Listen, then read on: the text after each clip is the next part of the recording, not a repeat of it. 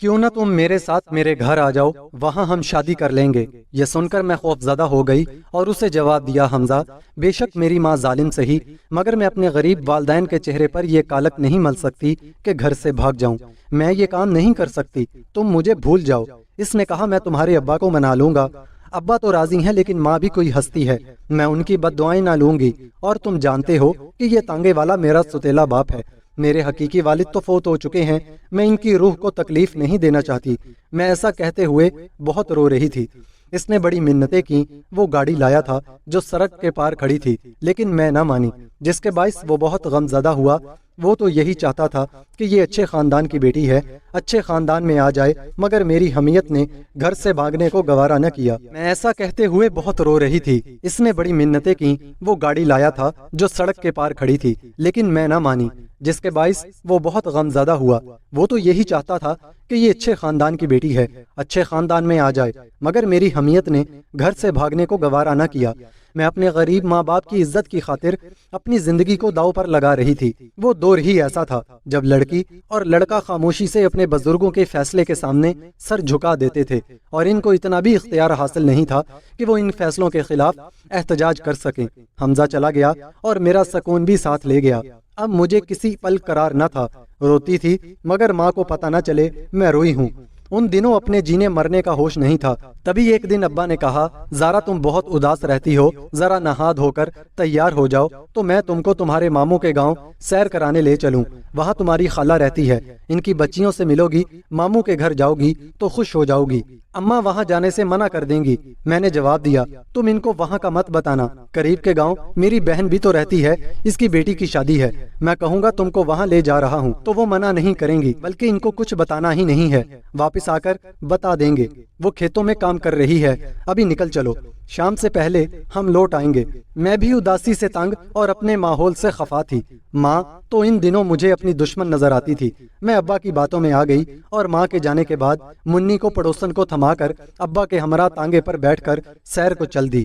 ابا مجھے شادی میں لے جانے کی بجائے کہیں اور لے گیا۔ یہ ایک گاؤں تھا، بڑا سا پختہ مکان تھا، ارد گرد آبادی تھی، کسی کھاتے پیتے شخص کا ڈیرا تھا۔ اس کی بیوی اور 3 بیٹیاں تھیں، لیکن بیٹا نہیں تھا۔ وہ ہم لوگوں کو گھر میں لے گیا۔ اس کی بیوی نے اپنے شوہر کی ہدایت پر انہوں نے ہماری مہمان نوازی کی اور عمدہ کھانا کھلایا۔ ابا نے کہا، تم تھوڑی دیر یہاں رہو، میں ابھی آتا ہوں، پھر تمہارے ماموں کے گاؤں چلیں گے۔ اس کے جانے کے بعد مجھے پتا چلا کہ ابا مجھے اس آدمی کے ہاتھ بیچ کر چلا گیا ہے، تو مجھے یقین نہ آیا۔ اس گھر کی عورت بولی، میرا خاوند کہتا ہے کہ گھر میں کام کاج کے لیے خریدا ہے، لیکن میں جانتی ہوں کہ اس نے تم سے نکاح کرنے کے لیے تمہیں خریدا ہے، کیونکہ میری 3 بیٹیاں ہیں، بیٹا نہیں ہے۔ اس کی بیوی نے سچ کہا تھا، اس نے مجھ سے زبردستی نکاح کیا۔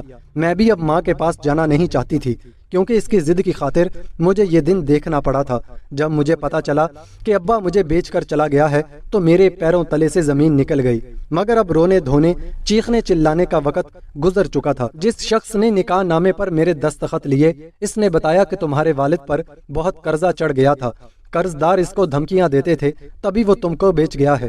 اب وہ تمہاری ماں کو جا کر یہی بتائے گا کہ تم کسی کے ساتھ چلی گئی ہو، تم کو اب یہی رہنا ہے، مگر میں اور میری بیوی تم کو عزت سے رکھیں گے، بشرطیہ کہ تم جھگڑا نہ کرو اور ہمارے ساتھ صلح و سکون سے رہو، تم کو یہاں کوئی تکلیف نہ ہوگی۔ میں اب جاتی تو کہاں، میں تو ان لوگوں کی قید میں تھی، ان کے کسی حکم سے انحراف نہ کر سکتی تھی۔ جانے ابا نے میری ماں کو میرے بارے میں کیا کہا، جانے ماں پر کیا گزری، مجھے خبر نہ تھی، میں جانا نہ چاہتی تھی۔ ماں اور باپ اب میرے لیے بے معنی تھے۔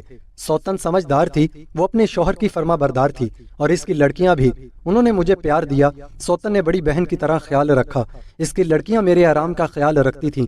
وہ کہتی تھیں، ہم کو تو بس بھائی چاہیے، کیونکہ ہماری ماں کسی آپریشن کے سبب بچے کو جنم نہیں دے سکتی، ہم چاہتی ہیں کہ ہمارا کوئی بھائی اور وارث ہو۔ ابا نے ہی ایک دن حمزہ کو بتایا کہ میں کہاں ہوں۔ وہ بیچارہ تو یہ سن کر بوکھلا گیا کہ میں ایک ادھیڑ عمر اور دل کے مریض شخص کی ملکیت ہو چکی ہوں۔ اسے یقین نہ آتا تھا۔ وہ گاؤں کے کچھ معزز لوگوں کو اکٹھا کر کے میرے خاوند کے ڈیرے پر آیا، لیکن جب اسے پتا چلا کہ میں اس کی منکوہا ہو چکی ہوں تو وہ واپس چلا گیا۔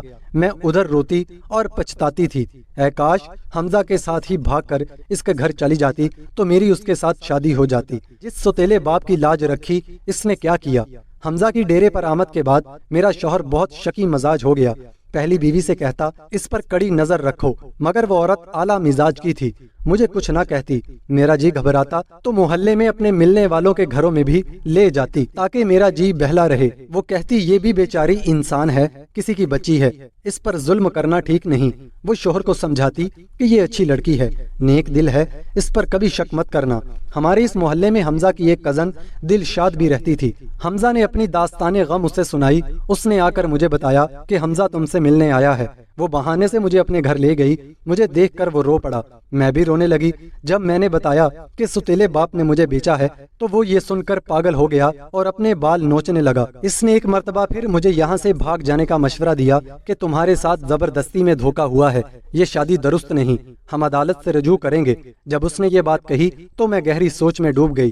جب میری ماں کی دوسری شادی ہو رہی تھی اور میں اپنے حقیقی باپ کو یاد کر کے رو رہی تھی، کس سوچ میں گم ہو گئی ہو، جواب کیوں نہیں دیتی؟ حمزہ نے مجھے جھنجھوڑا مگر میں خاموش تھی۔ میں امید سے تھی اس کو کیسے کہہ دیتی کہ تمہارے ساتھ چلتی ہوں۔ میرے اور حمزہ کے بہت سے خواب تھے مگر اب کچھ امیدیں میں نے اپنے ہونے والے بچے سے وابستہ کر لی تھیں۔ حمزہ مجھ سے لاکھ محبت کرتا لیکن وہ کسی اور کے بچے سے تو پیار نہیں کر سکتا تھا جو کوئی سگا باپ اپنے بچے سے کر سکتا ہے۔ تبھی میں نے یہ جانا کہ ایک شادی شدہ اور بچے والی عورت شوہر کے گھر سے بھاگ جائے تو ساری زندگی زمانہ اسے بھاگی ہوئی عورت ہی کہے گا اور یہ بات ان کی اولاد کے لیے ایک تانا بن جائے گی۔ اب جو کچھ خدا نے مقدر میں لکھ دیا تھا مجھے مل گیا تھا۔ یہی سوچ کر حمزہ سے کہا کہ مجھے عدالت تک مت لے جاؤ، میں اب تمہارے ساتھ جانے کے لائق نہیں ہوں۔ یہ سن کر اس کے دل کو ٹھیس لگی اور وہ بد دل ہو کر چلا گیا۔ اس کے والد نے سمجھا بجھا کر اسے پڑھنے کے لیے لاہور بھجوا دیا۔ وقت گزرتا رہا، میں نے نئے حالات سے رفتہ رفتہ سمجھوتا کر لیا کیونکہ اب ایک بچی کی ماں بن چکی تھی۔ میرے شوہر کی قسمت میں ابھی لڑکا نہیں تھا، سو اس بارے میں وطن سے بھی لڑکی نے جنم لیا۔ اس کی 4 بیٹیاں ہو گئیں۔ ایسے ہی بہت سے برس بیت گئے۔ حمزہ نے پڑھائی مکمل کر لی اور اعلیٰ تعلیم کی خاطر بیرون ملک چلا گیا۔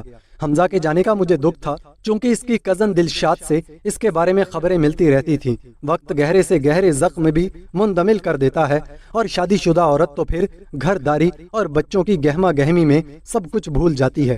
اسے بس اتنا ہی یاد رہ جاتا ہے کہ اس کا حسرتوں بھرا دل کبھی کسی کو چاہتا تھا، کبھی کسی کے ساتھ گھر بسانے کے خواب دیکھے تھے۔ مرد کبھی اپنی محبت کو شاید نہیں بھلا پاتے۔ اگر مرد کو کسی لڑکی کے ساتھ سچی محبت ہو جائے تو وہ خود مختار ہوتا ہے، پھر شادی کرے یا نہ کرے۔ حمزہ بھی شادی نہ کرنا چاہتا تھا لیکن اس کی والدہ نے رو رو کر اس کی شادی کروا دی۔ اس کی بیوی حسین و جمیل تھی مگر میری یاد اور میرا ذکر اس کی شریک حیات کی روح کو جلا دیتی تھی۔ دونوں میاں بیوی میں نہ بن سکی اور ان کی طلاق ہو گئی۔ میری شادی کو 15 برس بیت چکے تھے۔ ایک دن اپنی سب سے چھوٹی بیٹی کو لے کر شہر کے ایک ڈاکٹر کے پاس گئی۔ یہ نیا ڈاکٹر بیرون ملک سے پڑھ کر آیا تھا۔ ڈاکٹر کو دیکھا تو چونک گئی، گھبرا کر نقاب ڈال لیا۔ باری آنے پر بیٹی کو دکھایا۔ میری سانسیں بے ترتیب ہو رہی تھیں۔ وہ بھی میری آواز سن کر گم سم تھا۔ میں ساری رات نہ سو سکی۔ اتنے سالوں بعد اسے دیکھا تو بیٹی کی بیماری کا بتانا ہی بھول گئی۔ اس نے اچھی طرح چیک اپ کیا۔ میرا خیال تھا وہ بھلا چکا ہے لیکن جو ہی اٹھنے کو ہوئی اس کی آواز میرے کانوں میں پڑی اور قدم تھم گئے۔ اس نے کہا زارا تم چاہے جتنے نقاب اوڑھ لو میں تم کو پہچان لوں گا۔ پہچان کی خوشبو کبھی نہیں مرتی۔ میں نے تمہاری موجودگی اسی وقت محسوس کر لی تھی جب پہلے دن تم نے یہاں قدم رکھا تھا۔ اچانک جیسے وقت تھم گیا، چلتی ہوئی سانسیں رک گئیں، بس دونوں طرف خاموشی تھی۔ جانے کتنا وقت بیت گیا پتہ ہی نہیں چلا۔ مدتوں بعد 2 بچھڑے ہوئے ملے تھے۔ آج بھی جیسے حمزہ کو میرا انتظار تھا۔ حمزہ کی شادی اس کے والد نے قسم دے کر کروائی تھی کیونکہ وہ بستر مرگ پر تھے۔ اس کی 2 بیٹیاں اور ایک بیٹا تھے، میری بھی 2 بیٹیاں اور ایک بیٹا تھا۔ اتنا وقت گزر جانے کے باوجود اس کے دل کے دروازے میرے لیے کھلے ہوئے تھے۔ میں خود بھی چلتے چلتے تھک چکی تھی۔ شوہر کا انتقال ہو گیا تھا۔ میں سسرالی رشتہ داروں کے رحم و کرم پر جی رہی تھی کہ میرے 3 بچے تھے۔ دکھوں کے بوجھ تلے دبی میں گیلی لکڑیوں کی طرح سلگ رہی تھی۔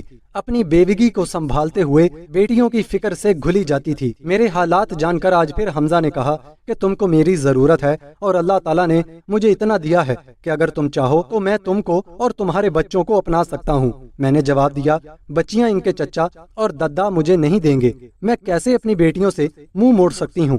ان کے سروں پر باپ کا سایہ نہیں ہے۔ ماں بھی نہ رہے تو وہ کس حال میں جئیں گی؟ اب جہاں ہوں وہیں ٹھیک ہوں، بڑھاپے کی دہلیز پر قدم رکھ چکی ہوں اور تمہارا گھر بسا ہوا ہے۔ میں اس میں انتشار نہیں پھیلانا چاہتی۔ ایک بار میں نے حمزہ کی محبت کو ٹھکرایا، ماں باپ کی عزت کی خاطر، دوسری مرتبہ اپنے شوہر کی عزت کی خاطر، اور تیسری مرتبہ اپنی بیٹیوں کی خاطر، جن کے مستقبل کو میں کسی حرکت یا اقدام سے تانا نہیں بنانا چاہتی تھی۔ میں الٹے قدموں وہاں سے پلٹ آئی، گھر آ کر دل کھول کے روئی تھی۔ کاش وہ مجھے زندگی کے اس موڑ پر دوبارہ نہ ملتا۔ حمزہ کے خیال میں بے وفا ہوں، میں نے اس سے محبت ہی نہیں کی تھی۔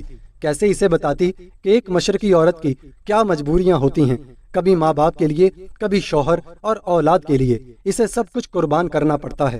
ناظرین گرامی، اگر یہ ویڈیو آپ کو اچھی لگی تو ویڈیو کو لائک کریں اور ہمارے YouTube چینل کو سبسکرائب کریں تاکہ ہم مزید اس طرح کے ویڈیوز آپ کے لیے لاتے رہیں۔